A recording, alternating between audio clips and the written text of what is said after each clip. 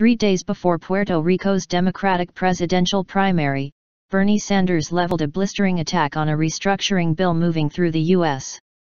Congress and offered a radically different approach to fixing the territory's $70 billion debt problem. Sanders, a U.S. Senator from Vermont who is giving front-runner Hillary Clinton a tougher-than-expected challenge for the Democratic Party's presidential nomination, will formally introduce his legislation next week, a spokesman said on Thursday. Unlike a bipartisan House of Representatives bill that would establish a federal oversight board to renegotiate the massive debt with investors, Sanders' bill would create a Reconstruction Finance Corporation of Puerto Rico that would protect public pensioners from cutbacks and concentrate losses among vulture funds, according to a summary. It is morally reprehensible that Wall Street vulture funds are demanding that Puerto Rico fire even more teachers, close more schools, cut pensions and slash the minimum wage so that they can reap huge profits off the misery of the people of Puerto Rico, Sanders said in a statement. The term vulture funds is a derogatory reference to specialized investing in deeply discounted or distressed assets, typically bonds, by buying them up on the cheap in hopes of profiting on the expectation of a credit restructuring. Clinton has backed the House bill.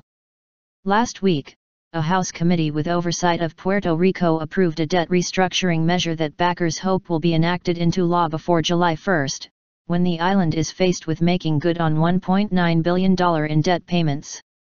Sanders' proposal comes as the nominating contests for the presidential election are winding down. Along with Puerto Rico, California, and a handful of other states are holding their nominating contests in the coming days. Sanders' bill sets out to strip the ability of hedge funds to profit off their investments in an attempt to protect pensions ahead of creditors.